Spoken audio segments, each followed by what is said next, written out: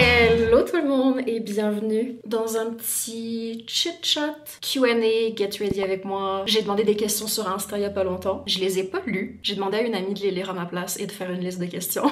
Elle m'a dit qu'il y avait des questions très drôles. J'ai un peu peur en fait. Anyway, je vais aussi en date. J'ai une date ce soir.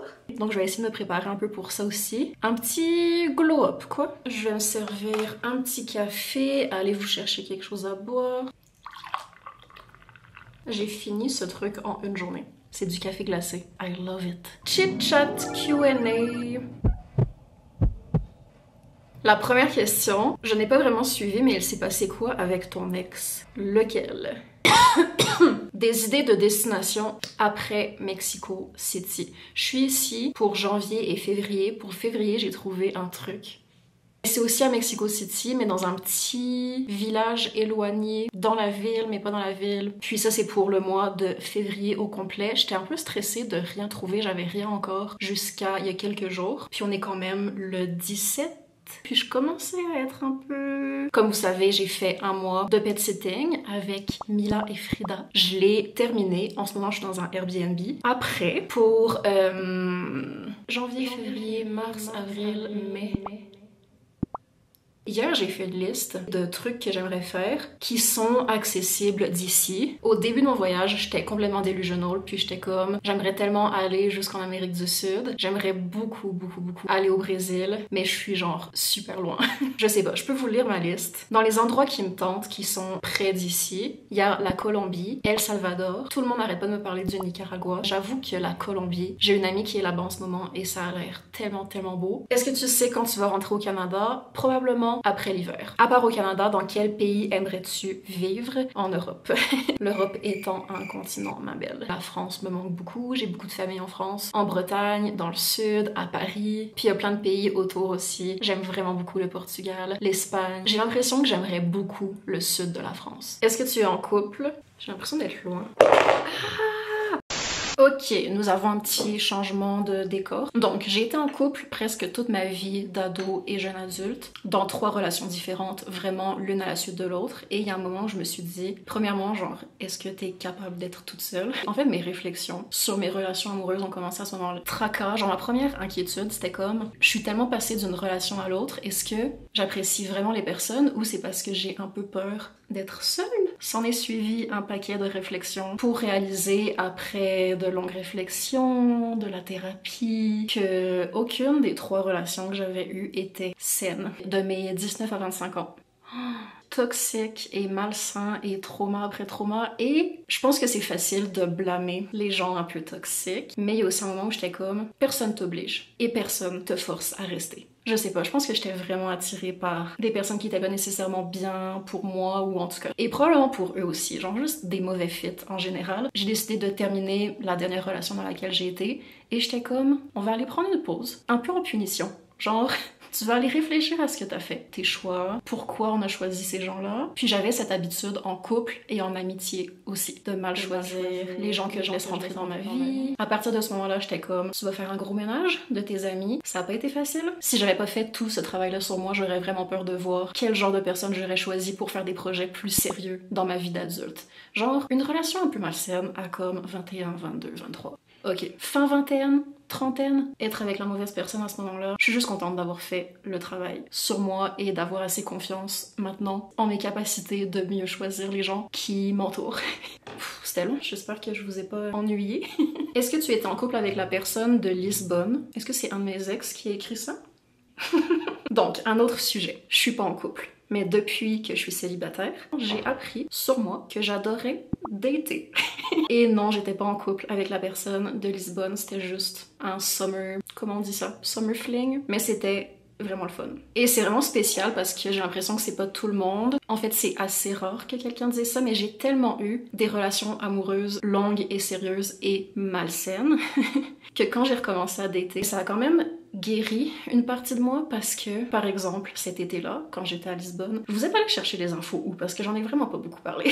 C'était tellement simple et le fun et je me sentais tellement bien, puis ça a quand même guéri une partie de moi qui était comme très abîmée par d'autres relations. Dans mes meilleurs souvenirs de voyage toute seule, il y a vraiment des dates.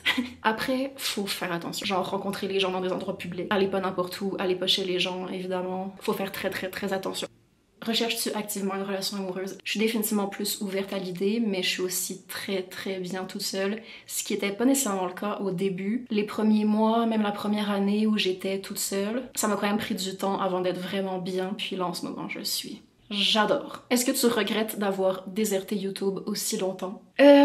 Pour être bien honnête, des fois oui. Mais je pense que j'aurais pas pu être sur YouTube dans les années où j'étais pas là. Après, c'est pas vrai. Genre après 2020, je suis comme girl, t'allais quand même très bien, t'aurais pu faire plus de vidéos. Mais si on parle de la période, genre, je dirais tout ce qui s'est passé après Suivez-moi, j'étais tellement dans le déni de faire un burn-out. Tout ce que je faisais était un peu forcé, mais en même temps, je savais pas quoi faire d'autre. Puis j'étais comme, ok, on fait, pour me changer les idées, amener plus de projets, on fait un deuxième livre par exemple. Ce que j'ai beaucoup aimé faire, je le trouve très cute encore. Suivez-moi, des fois il me fait un petit peu cringe. Puis j'ai écrit Pastel un peu plus tard, dans vraiment le pic de mon burn-out. Puis je sais pas pourquoi, mon premier instinct, c'était de faire plus de projets. Parce que j'étais comme, tu fais pas un burn-out, les gens comptent sur toi, faut que tu continues, faut que t'en fasses juste plus. J'étais aussi vraiment pas moi-même. Je me souviens que je mettais des vidéos de temps en temps, puis les gens le disaient dans les commentaires, genre, il y a quelque chose de bizarre, t'es pas toi-même, il y a quelque chose genre, t'as l'air blasé, t'as pas l'air présente. La personne que j'étais à ce moment-là, je la veux pas vraiment sur mes réseaux sociaux, puis c'est vraiment, je dirais genre de 2018 à 2020. Après, je trouve que j'ai vraiment retrouvé ma personnalité bubbly, colorée. J'ai vraiment eu une période où genre, je savais pas quoi faire de ma peau et j'allais tellement pas bien, puis je trouvais pas de solution. Puis j'étais juste une version tellement effacée de moi et j'aurais pas créé du beau contenu, genre de toute façon.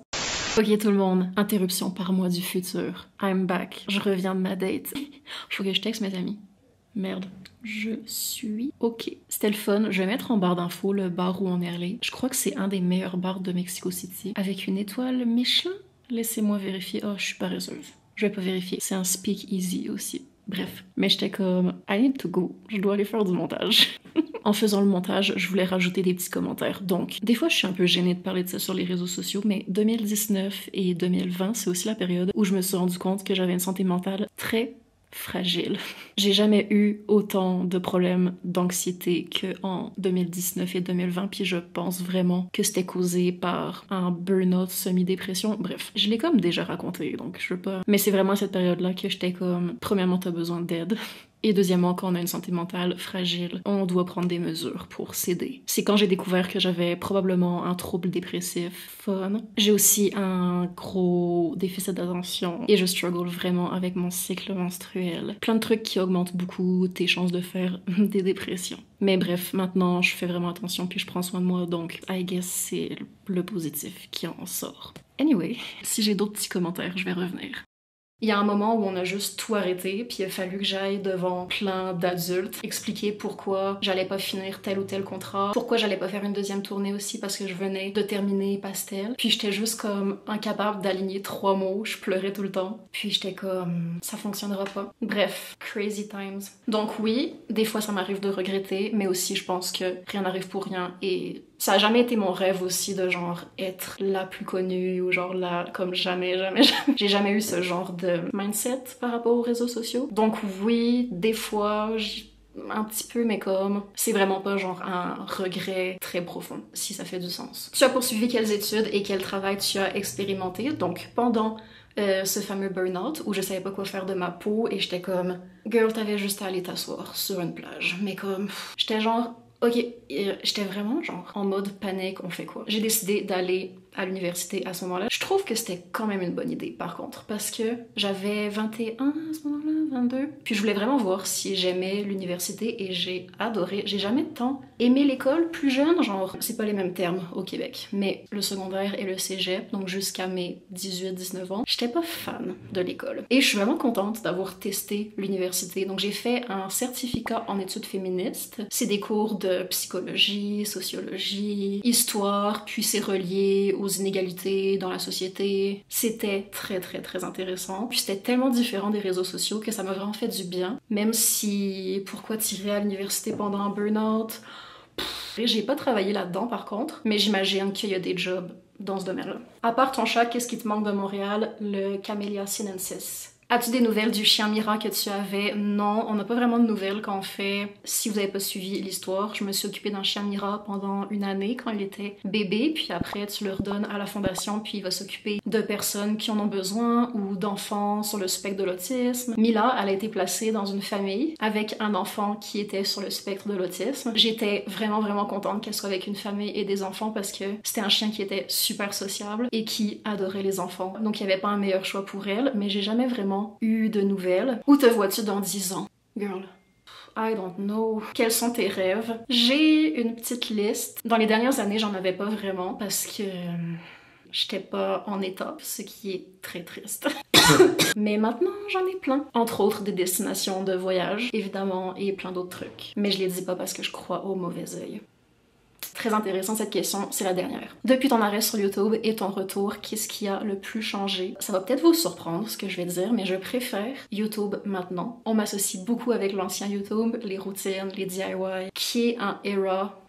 C'était excellent. Mais je sais pas si vous vous souvenez à quel point tout était parfait. Puis c'est aussi, ça partait de nous parce que c'est ce qu'on faisait sur YouTube aussi. Mais c'était très clean. Il y avait pas vraiment de comme conversation très casual. Oui, on a aussi genre, surtout en France, des méga vidéos genre bien montées et tout. Mais il y a aussi un petit retour, des petites conversations casual. Puis j'aime bien pouvoir être un peu plus honnête et juste comme casual. C'est vraiment le mot que j'ai en tête. Je suis en train de relire les questions. Puis il y en a plein auxquelles j'ai pas répondu. On veut savoir ton livre préféré de tous les temps. Je peux pas, c'est trop de pression. Je dirais qu'en 2024, le livre que j'ai préféré, c'est Des murmures de Ashley Audran. Quand je reviens chez mes parents, je l'avais pris à la bibliothèque à Sherbrooke. Et je vais aller le relouer et peut-être même l'acheter parce que c'était tellement bon. C'était très drama, mais féministe. Vraiment intéressant. Beaucoup de suspense. J'ai fait une review sur Insta ou sur TikTok. Comment te sens-tu depuis que tu es partie?